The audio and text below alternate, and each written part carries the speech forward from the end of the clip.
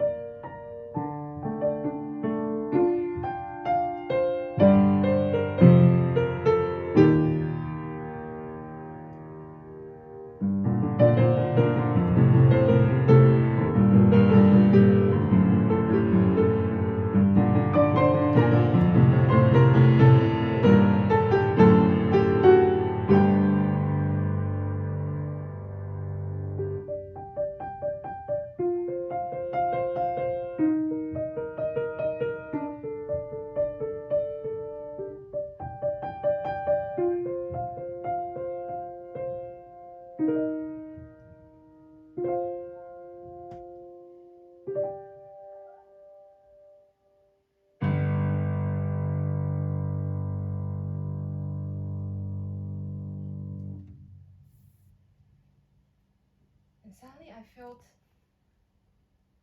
yeah, the music described how I felt. And this is the way I can find my way out. But still, my day goes on. I go to school every day and I come home every day. And I mean, I love my family. They are really amazing. And without them, I would not be who I am as well. But because of that, I feel I didn't know who I am. And I didn't know how to feel what is my life. You know, my life are here at school and with my family and in my fantasies, but who am I? Until 1 year later. And there came this Australian conductor, and she was this really powerful woman, and she came in and gave us music lessons, and I was really fascinated by her power. But I was still really in myself, and until she went and came and looked into my eyes and was like, "Do you want to join me to the choir?" She looked into my eyes. And that moment I felt seen by her. But still I was like, no, you know, just back to my show and feel, no, I can't do it. No, I can't sing so well. And, you know, like, yeah, I don't know how until I saw on the poster that they were going to Japan. And I was like, wow, since the trip, I always wanted to go to Japan. So I was like, yes, I'm going to join. And when I was there, they were like people from Australia, from Germany, from Switzerland, from India. And that was the first time I was in such an international setting. And my heart was beating so strong. Wow. You know, I feel I was like in an international meeting or something, like, wow, you know. And yeah, and then we were rehearsing and then we met intensely for 1 month. And then we went traveling and performing in Taiwan and Japan. And when I came back, I feel I was stepping even closer to the door of the greenhouse. But it was even more difficult for me to go back to this old life that I have, just school and family. So again, I didn't know what to do, and I feel I had to do something, and I do something. So again, I found my piano. Okay.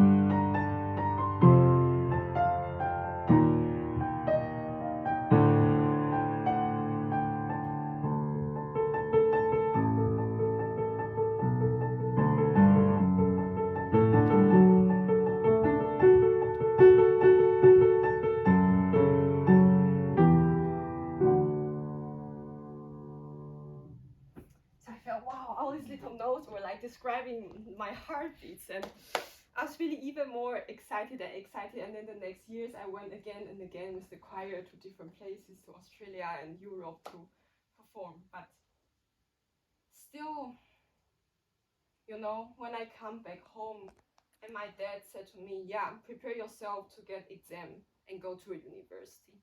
So I had to tell myself, okay, stop dreaming, Yusho. Like, you know, I know there are many things I could do, but this is your reality. Look, this is your reality. In the beginning, he even wanted me to go to a normal high school. And I thought I always try to behave like a good girl, to not be in conflict with my parents. Also in the teenage time, I was not really able to fight with my mom because I didn't want to hurt her. But that was the first time I said something against my dad because I wanted to stay in the Waldorf high school. And he said, sure, okay, stay, yeah.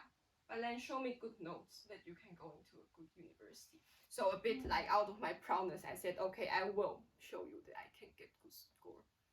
So after all this year of traveling with the choir, then I enter into a Buddhist university where the walls were gray, the floor were gray, the ceiling were gray, the whole building were gray, and even we were wearing the uniform that was gray. And I feel like my heart was also getting gray, but no, my heart is not gray.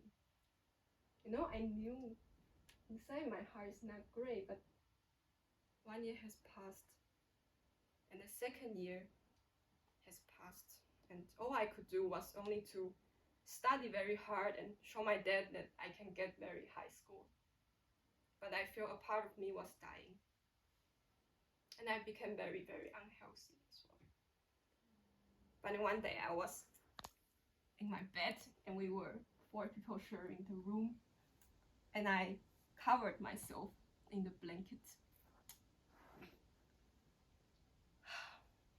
And I don't know, I thought I lost my feelings in these 2 years, but that evening I feel there was this excitement coming from I don't know where.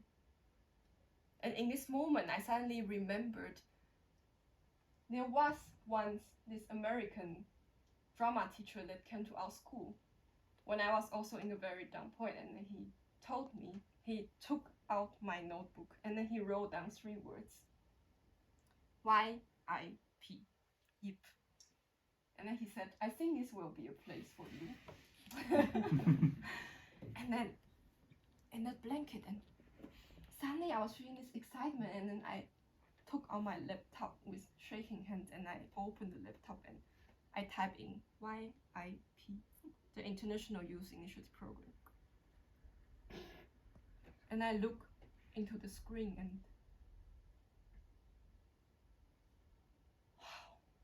after I watched the video, I was like, I have to go there. You know, that night I was so excited and my intuition was so strong that I knew I had to go there. But okay, I decided to not be a good girl this time. So I sent my contact to them and I closed the laptop and I was like, oh no, don't dream. It's not going to be true, no. You know, your dad will not say, okay. So I was like, okay, forget about it. Meditate. Nothing happened. It's okay. But like after 2 days, and then they sent me an email and they said, hey, we were happy to see you, contact us. Like, are you interested? Blah, blah. In that moment, I couldn't stop myself anymore. So I was like, yes, I want to go. And I filled in all the forms and I wrote all my motivation letters. And I sent. And then it was the weekend, so I had to go home and I was in the train. No, had to go home. Yeah, my mom wanted me to go home every weekend. But just before I reached home, and then I saw another email. We would like to have an interview with you tonight. Are you free? From Yip. And I was like, oh shit. If I do the interview now, they will ask me what I'm doing. But I have to do it. So I was like, found the most formal clothes I have. Yeah, they will only see my this part of me, right? It was Zoom. So it's egal. Maybe I was wearing a sleeping trouser or something, but I found the most tidy clothes. Okay. Mom, I'm going to call some friends, so don't, I have to close the door. I didn't even close it, I locked it. Normally they will be angry if I lock it, but I locked it. And then we had an interview. And I went out, and my mom was like, hey, how was the call? Yeah, nice. Okay, but you had a really long call with your friends. Yeah. And I was sitting on the sofa, and then another email, and I was like, wow! And I jumped. My mom was like, what happened? And I was like, I can't really lie, so I said, Mom, can we sit down for a moment? And she know I don't often speak to her like this. So she was like, okay. Do you have a boyfriend now? Oh no. But something as you. Okay, something. Yeah, I have to tell you something. So we sat on the sofa, and then Then I told her I applied for YIP and I'm going to be gone for 10 months.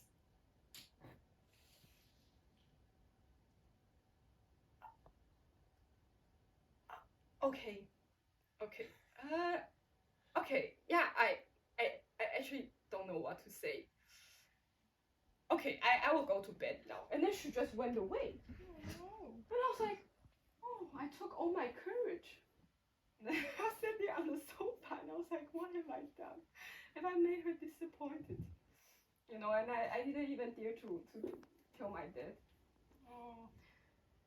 But then the next day she was like, yeah, I already talked to your dad and I convinced him. I will take all the responsibility and go for your life. So suddenly I was in Sweden.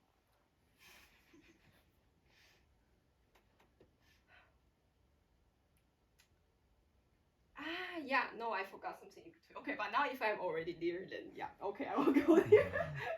So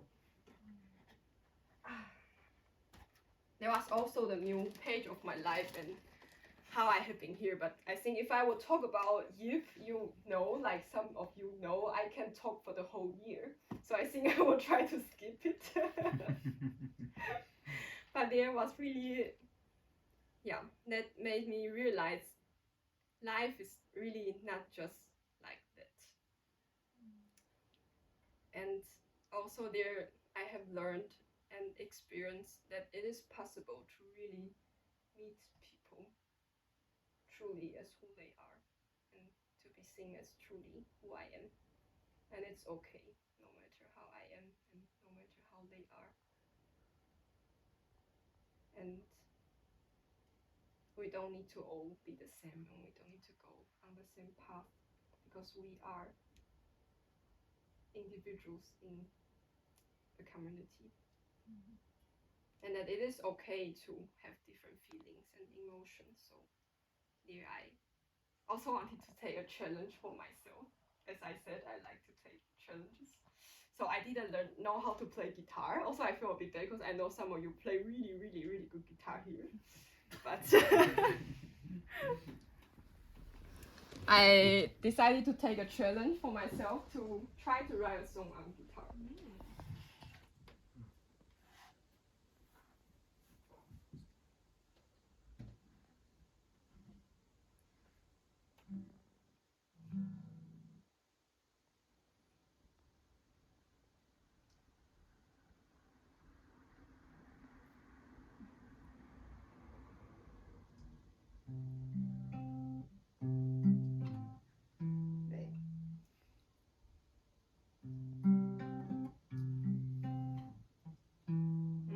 Wait, okay.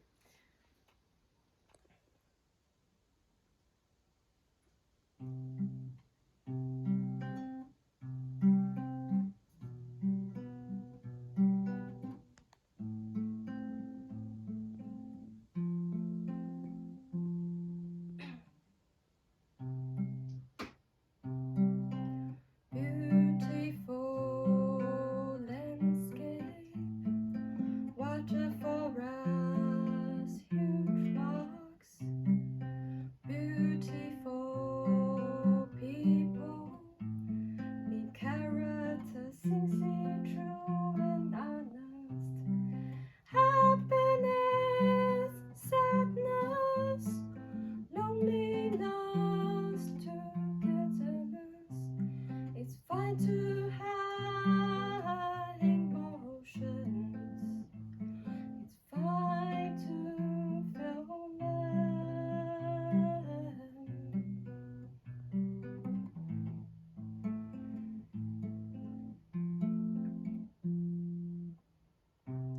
I was not being myself. I apologize for that. You said I can have my feelings, so I am grateful. Happiness, sadness, loneliness, togetherness. It's fine to have emotions. It's fine to feel love.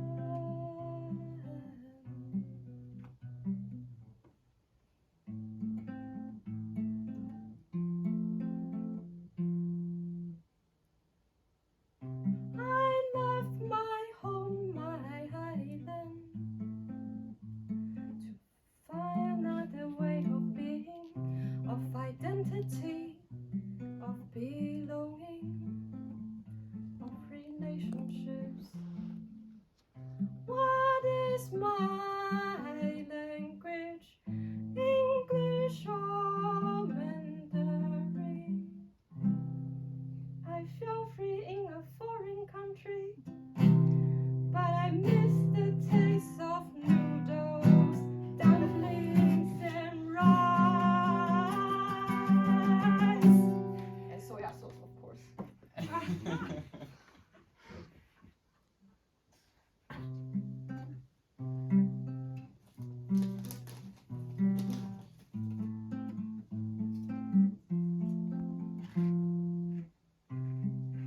Beautiful landscape, water forest, huge rocks, beautiful people, big characters, sincere, true and honest, happiness, sadness, loneliness, togetherness.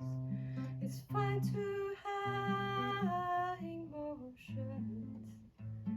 It's fine to feel love.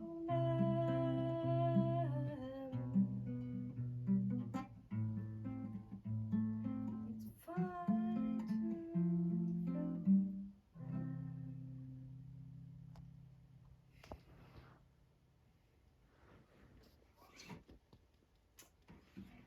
So there, I decided to see all my emotions and my feelings, and I feel a sense of rebirth. I remember we were canoeing in the Swedish lake. It was so clean that whenever you are thirsty, you can just take the water and drink, or you can swim and drink. And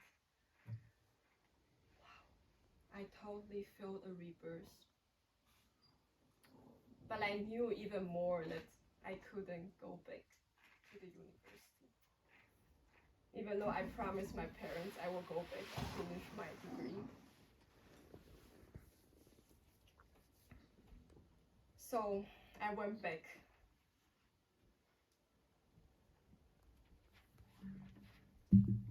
To Taiwan. And for the first time, I feel like a foreigner there. I mean, I grew up there and I was born there, but I totally feel like a foreigner. It's like I couldn't really find people that spoke the same language as me. And yeah, there came still the day that I said to my parents, I will go back to the university.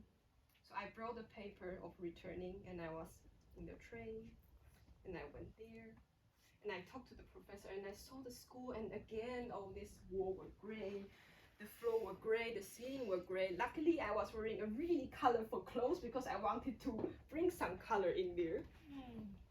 And I went into the office, and in the moment when I was about to hand in this paper of returning, I took another paper and then I signed and I gave it in. And there was a paper of quitting university. And I was on my way back to home and in the train, and my heart was beating and I was really nervous, and I was like, oh, how am I going to tell my parents now? How, I don't know if I could even look into the eyes of my dad.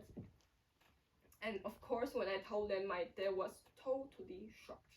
I mean, he didn't talk much, but that night he was totally wordless, and then he just went to sleep. I think it's really like a solution for my parents when they don't know what to do, and then they just go to sleep.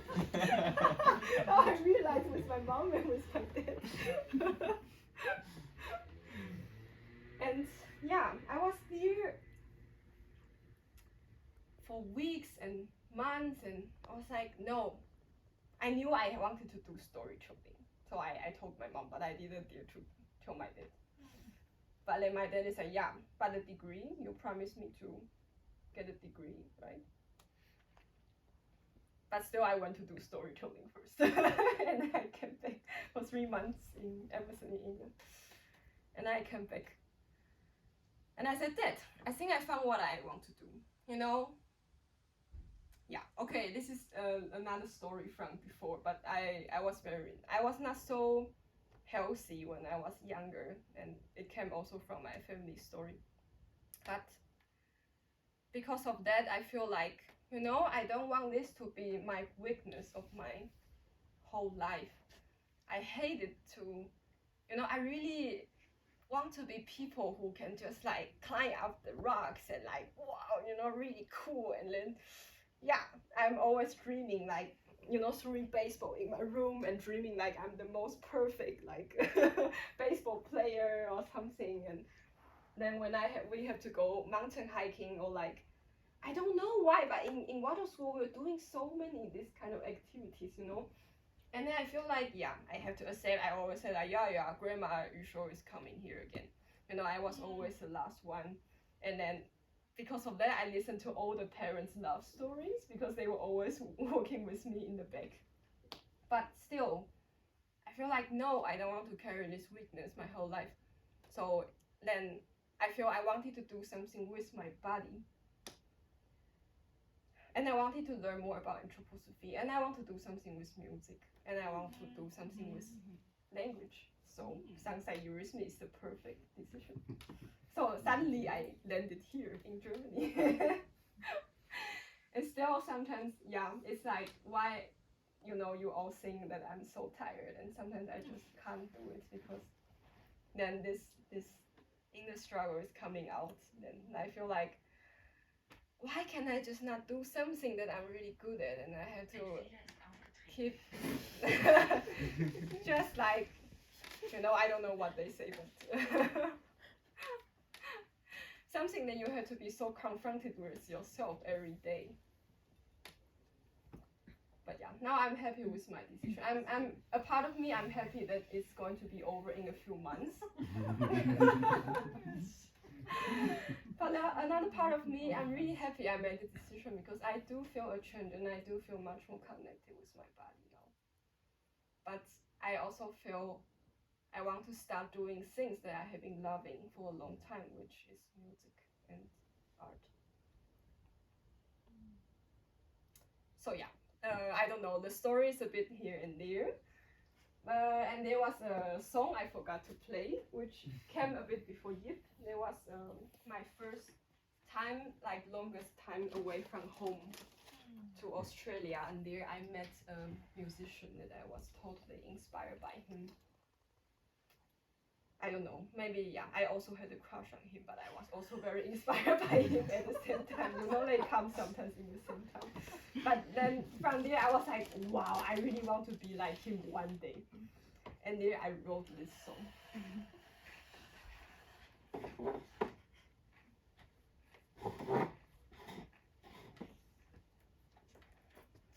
And I realized the ha is not working on this piano, so it was sounds to be funny because this song has a lot of ha. Let's see how it goes. Wow! Okay. Hallo. Hallo. Ich bin in dem Moment. Ja, das habe ich gemerkt.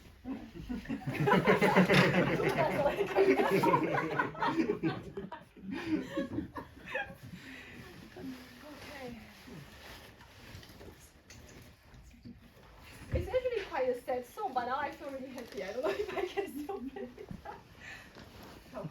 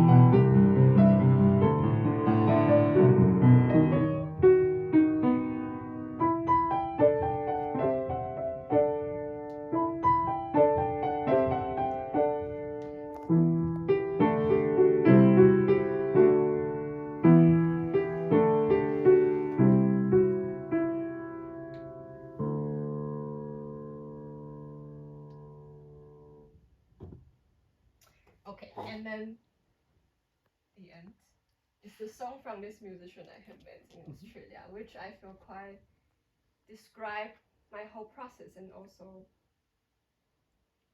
the way I'm finding where is my path. It's called The Path.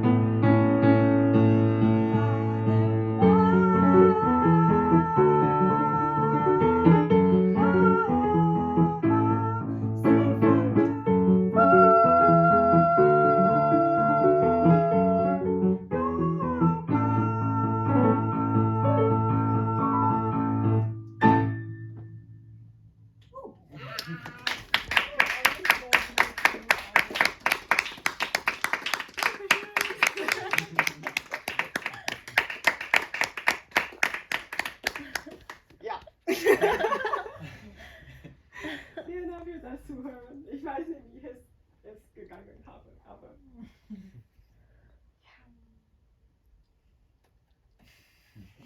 Und willkommen!